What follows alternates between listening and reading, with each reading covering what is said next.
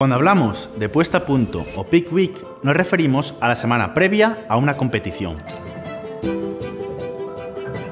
En este periodo de tiempo se suelen llevar a cabo ajustes en la programación del entrenamiento, en la alimentación y otras variables respecto a las semanas previas, de manera que el atleta pueda llegar a la competición en el mejor estado de forma posible. El objetivo y la forma de plantear una puesta a punto depende de muchos factores, pero sobre todo de la disciplina deportiva, la categoría en la que se compita o del contexto, situación del deportista. Pero si nos centramos en la estética o en disciplinas como el culturismo, la puesta a punto tiene como objetivo mejorar el estado físico previo a esta y conseguir mostrar en la tarima el físico de un competidor en su prime, es decir, en su estado óptimo. Para ello se realizan estrategias o protocolos donde se manipulan ciertas variables como alimentos ingeridos, macronutrientes, calorías de la dieta, tipo de entrenamiento, descanso, consumo de agua y sodio, suplementos, diuréticos, etc. Sin embargo, antes de nada hay que dejar claras varias cosas. Primero,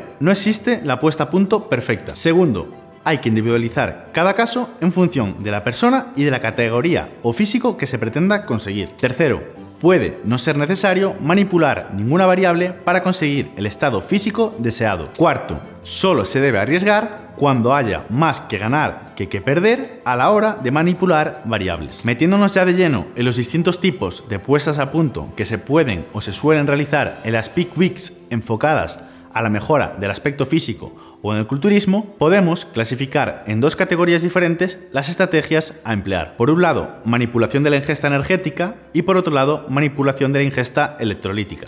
En primer lugar, debemos tener en cuenta que la manipulación de la ingesta energética variará de forma considerable en función de la ingesta calórica previa a la peak week y de la demanda energética generada por la actividad física, entendiendo esto como el gasto calórico proveniente del entrenamiento y del NEAT de la persona. Pero de forma general, a mayor sea la ingesta energética previa, mayor será el margen de maniobra y mayor probabilidad de éxito tendrá nuestra puesta a punto. Dentro de las opciones de manipulación de la ingesta energética, diferenciaremos a su vez las opciones según la distribución de los hidratos de carbono y de la distribución de la ingesta energética. Entre estas estrategias tenemos backload, frontload, midload, linear load, undulated load o no load. En la estrategia backload se reducen los carbohidratos y las calorías los primeros días de la semana y se incrementan en los días siguientes. En frontload se ingieren más carbohidratos y calorías los primeros días y se reducen los siguientes.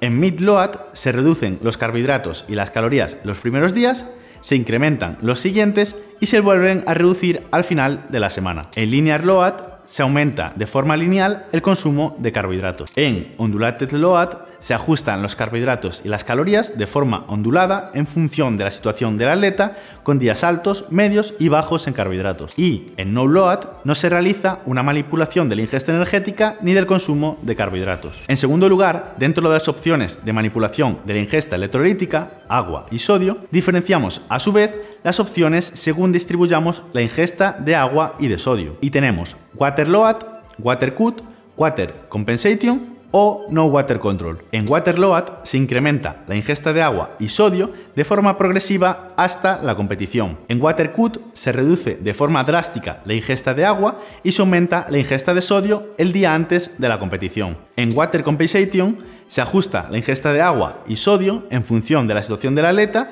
y normalmente se reduce la ingesta de agua y se aumenta la ingesta de sodio el día antes de la competición. En no water control no se realiza una manipulación de la ingesta de agua ni del consumo de sodio. Cada uno de estos protocolos o estrategias son más o menos interesantes según el contexto del atleta, por lo que es importante valorar de forma objetiva la situación en cada caso particular. Por norma general, lo que se busca con estas estrategias es pegar la piel al músculo, como consecuencia de la diuresis, es decir, la excreción del agua subcutánea que se encuentra entre la piel y el músculo, o la entrada del agua hacia el interior del tejido muscular. Para ello, en muchas ocasiones se recurre a la utilización de compuestos conocidos como como diuréticos. Dentro de los diuréticos existen tanto fármacos como sustancias consideradas suplementos que ayudan a combatir la retención de líquidos y a favorecer el proceso de diuresis, aumentando la excreción de orina. Antes de continuar, aclarar que no estamos a favor de la utilización de fármacos,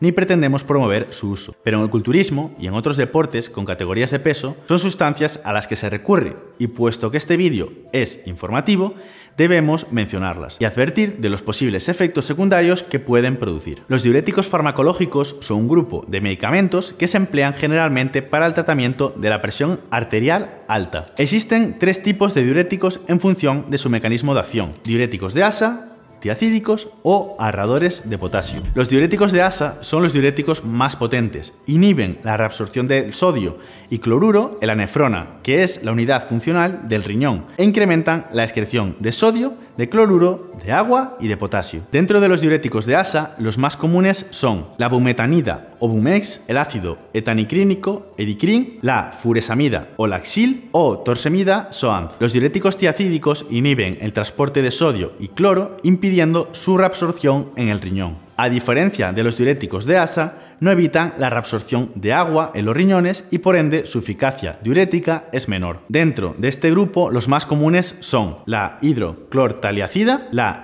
indapamina y la metolazona. Los diuréticos ahorradores de potasio son antagonistas competitivos de la aldosterona. La aldosterona es una hormona cuya función principal es controlar el equilibrio del agua y las sales en el riñón, al mantener el sodio en el interior del cuerpo y excretar el potasio. Lo que hacen estos diuréticos es básicamente unirse a un receptor, evitando la producción de unas proteínas que normalmente son sintetizadas por la acción de la aldosterona, y al no producirse estas proteínas mediadoras, se inhiben los sitios de intercambio de sodio y potasio en los riñones, lo que impide la reabsorción de sodio y la excreción de potasio e iones de hidrógeno. Se suelen emplear en combinación con los diuréticos de asa o con los diuréticos tiacídicos para evitar una hipopotasemia. Dentro de los diuréticos ahorradores de potasio, los más comunes serían amilorida, eplerenona y espironolactona. Estos medicamentos suelen ser seguros, sin embargo, en el contexto y de la forma que se emplean en el culturismo, son potencialmente letales, por lo que no recomendamos su uso, y desde Fit Generation queremos concienciar de los riesgos que tiene el consumo de estos fármacos. Los efectos secundarios más leves o efectos que se buscan son el aumento de la micción y la pérdida de sodio. Sin embargo, los diuréticos también pueden afectar a los niveles de potasio en la sangre. Por ejemplo, los diuréticos tiacídicos disminuyen los niveles de potasio,